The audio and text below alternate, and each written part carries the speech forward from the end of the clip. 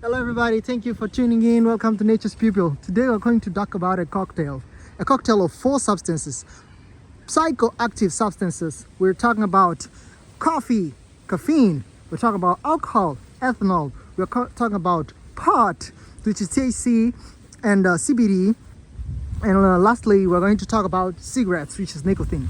What happens if you take 4 of them in the same time frame, in the shortest time frame, because you cannot take them simultaneously? So I would rather say you take them in the sort of close time frame. And what happens to your brain when you take them? All right, I'm going to break them down, sing each one of them so that you have a broader understand, and then after breaking down each one of them, I will combine them and give you this summarized effect of what it does to the brain, starting with coffee. Well, all right, caffeine. What happens when you consume caffeine? So caffeine has a similar structure to a molecule that it's bioavailable and native to the body, called adenosine. It has the same molecular structure, so it goes to certain receptors inside the brain cells, neurons. When it locks in there, what it does, it prevents adenosine from actually locking and having its effect on the brain cells. So ultimately what happens is that instead of allowing the natural endogenous substances or molecules, which is adenosine, to have the effect, which is sort of drowsiness or making you feel groggy and sleepy and tired, they build up from the morning up till the evening. That's why later at night you sort of feel sleepy and you're sluggish, you want to sleep. That's the process, the circadian rhythm, how it works, and it influences the brain and makes the brain sort of calculate all the molecules that are going, have its resting time, its waking time, and all that. So that's the effect basically of caffeine. It locks in there, it prevents adenosine, and what happens is that instead of feeling tired, you have the opposite effect. You feel excited, you feel motivated, you feel buzzed, you feel energized, so dare I say. So that's the effect of caffeine. Number 2, nicotine. What does nicotine do? Nicotine has a very short-lived effect in our brains. It has this very strange and not well understood effect in the hippocampus. So for those of you guys who do not know, hippocampus is this region of the brain that is really intrinsically responsible for forming new memories and making good judgment and deleting, not really deleting, but sort of retrieving. It's responsible for the retrieval and the sending of different memories according to their value, their importance, and their responsibility on where they're going to be assigned in many brain regions. So nicotine has a profound effect on the hippocampus. It's not really well understood. There are certain receptors for nicotine in the brain. So when it locks in there, it activates in a part of the brain called the ventral tegmental area, which is responsible for the creation, the regulation, and the destruction of dopamine. So dopamine is activated and is flooded all over the brain. And you have this sensation that everything is good. You have this euphoria. You have this state of well-being and state of calmness and happiness. So nicotine has that, although nicotine has some side effects with the dental structure, the gums, and all these other parts of the body, lungs and all whatnot. But that's not the topic of the conversation. What we're talking about really, it's what is this cocktail? What does these 4 substances do to our brains when they are combined at the same time? Well, following up, continuing with substance number 3, which is pot or weed or marijuana.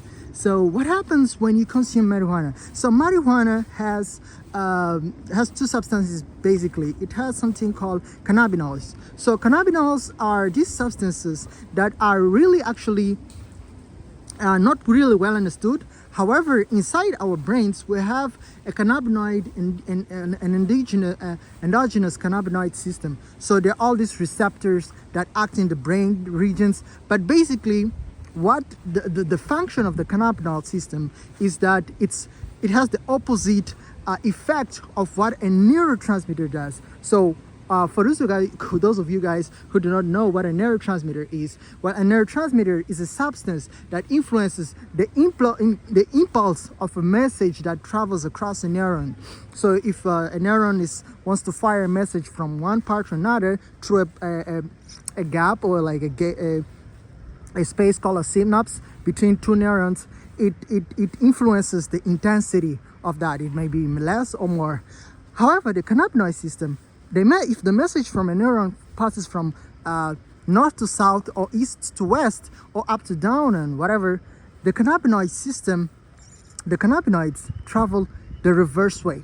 So instead of going from a neuron to the other, from the sending neuron to the receiving neuron, it comes from the receiving neuron to the sending neuron. So it's sort of a feedback loop to just bring a message like, all right, the message you send up there, it's right, everything is good. In case something is wrong, we say, bro, the message you send to that neuron, it's faltering, it's not fine, there's some errors in there, please correct that, maybe fire a little bit more, less, and whatever.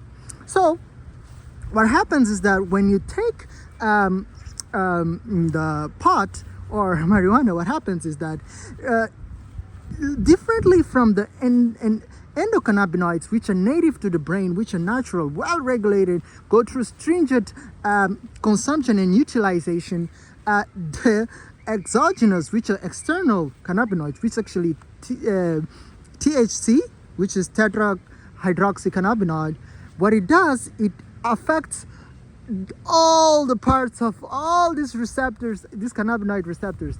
And differently from the endocannabinoids actually happen or are utilized in certain regions of the brain.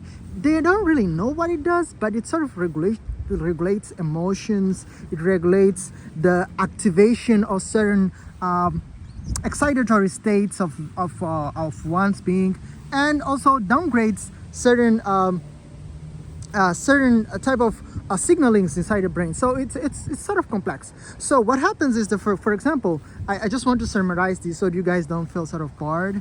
And an example of what this THC does, or exogenous cannabinoids too.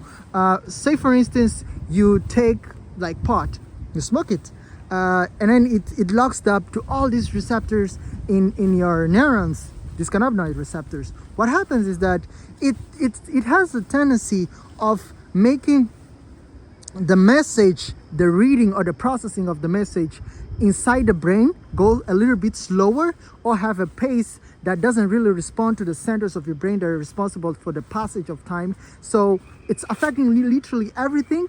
That instead of you feeling a smell on a regular state, on a very optimum stage, it's heightened, it's sort of augmented. You have an augmentation of, or rather, an increase in the sensation. So that gives you that buzz, that sensation of, wow, this is incredible. This is really good.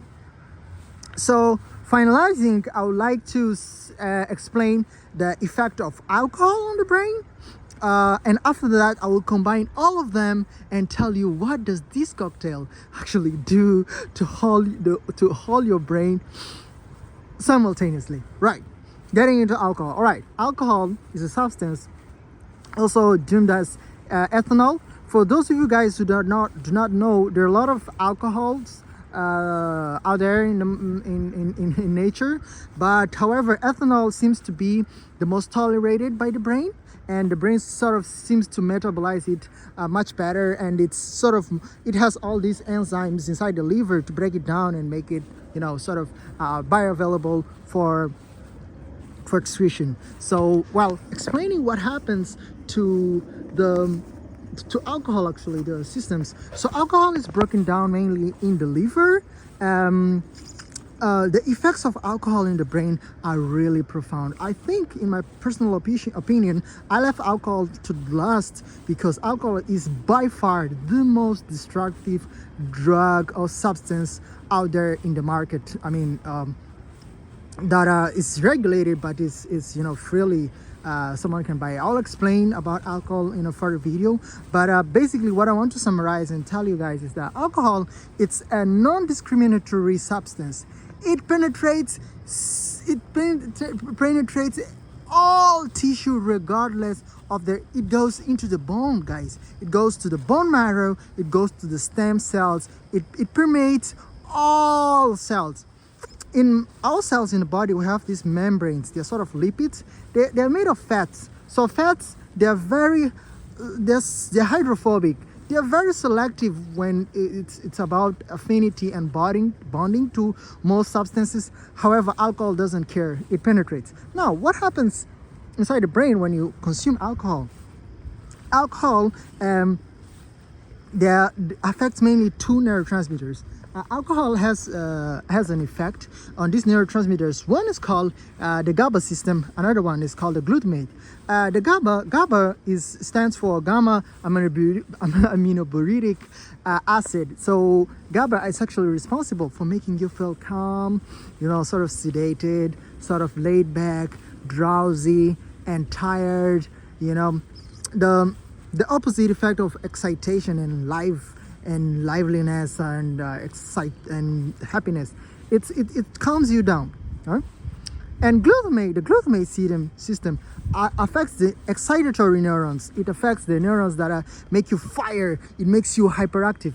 That's why this is one of the research I made, guys. That's why people who do drug abuse, the ones that are not regulated, what happens is that the drug abuse actually has some effect on certain neurons that are responsible to produce dopamine, the ventral tegmental area. And what happens is that it actually melts the myelin sheet, the covering part of the neurons. And what that does is it actually sort of desensitizes neurons, and in a salvage therapy or salvage response of the brain to try to bring things back to equilibrium or sort of homeostasis, what the brain does, it overexcites the few neurons that are still healthy and fine. So that's why the people are so active and so aggressive and all that. But okay, we're talking about alcohol. Alcohol affects these systems. One, the glutamate system, which is responsible for making you drowsy and laid back, tired, and sluggish, and the glutamate system, which is the sort of the opposite. So the opposite one, what it does, it activates the GABA. So it will make the transfer of messages or signalings in the brain very, really slow. Really, the messaging, the pathways for sending the messages are really slowed back. And the ones to excite are suppressed. It has a double effect. It affects the neurons responsible for making you feel heightened by suppressing them, and the ones that make you feel drowsy and sluggish, it excites them. So it's really crazy. Instead of you feeling cold, you don't feel cold when you are instead of you being rational. For example, when you have let's say, for instance, you want to make a good judgment, your judgment is impaired because alcohol affects nearly all parts of the brain, the cerebellum, which is responsible to make you feel, to bring equilibrium, your emotions. It downregulates this part of the brain called the prefrontal cortex, which is responsible for judgment, reasoning, and good evaluation of situation, good response. It downgrades that so much so that you have courage to do things that you wouldn't really do were you sober, had you been sober. So now, finished with the alcohol, now we get to the summary. What happens if you consume all these substances in your system and your brain has to process it? Well, basically what happens is that the part of the brain, because all these four substances except caffeine does it, but on a lower scale, all these substances affect a part of the brain called the limbic system that are responsible for you feeling fear, grief. It's basically the emotion side. And it affects it, but suppressing it. And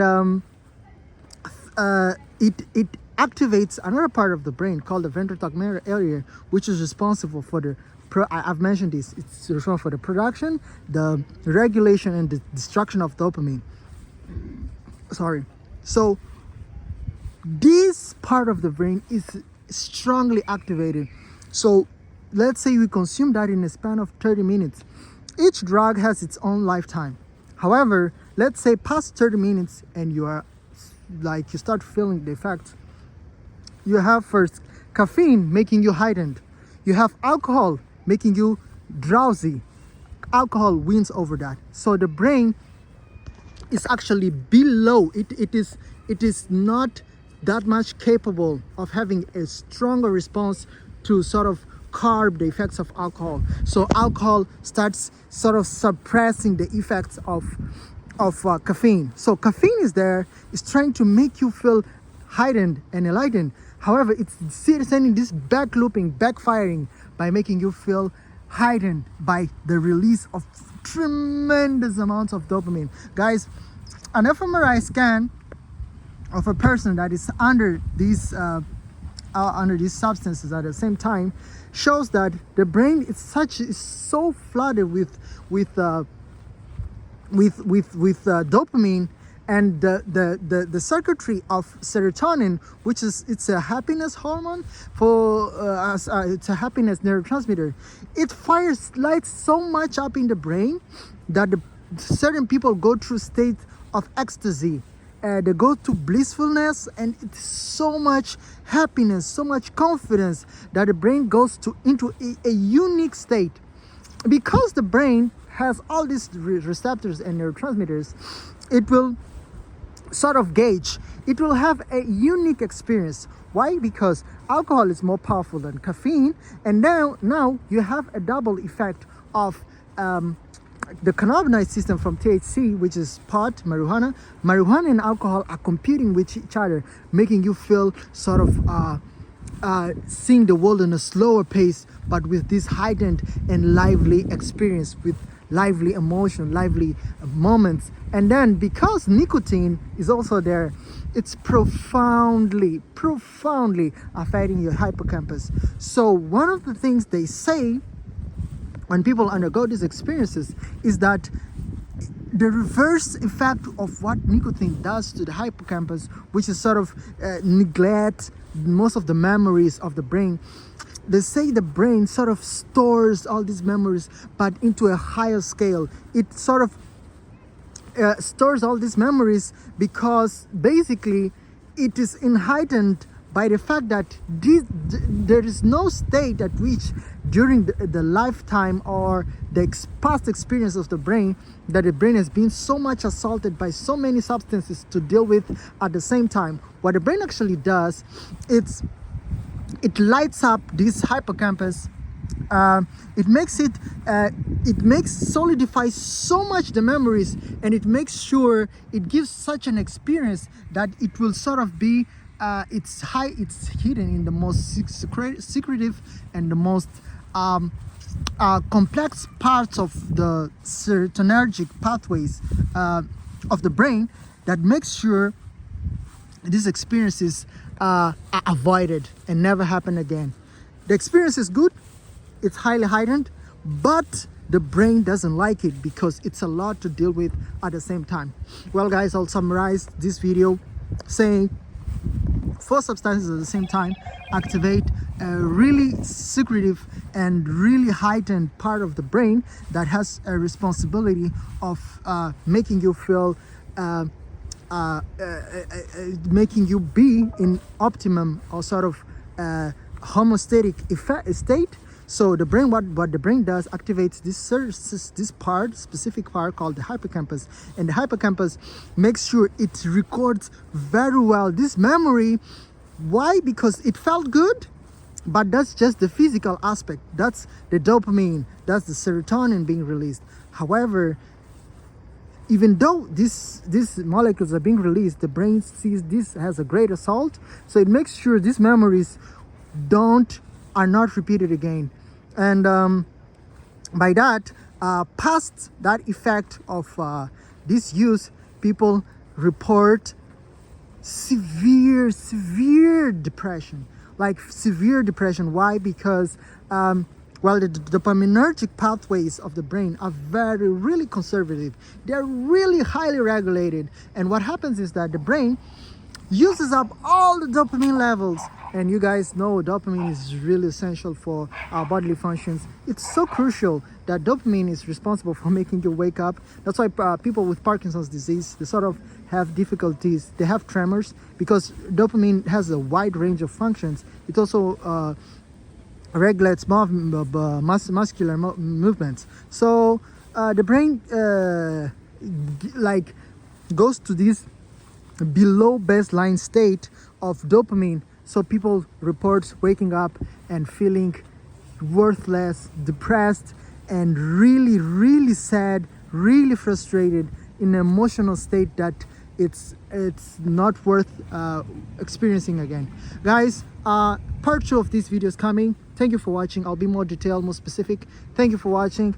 Stay always tuned. Please share, subscribe, and see you in the next one. Nature's People. Poop.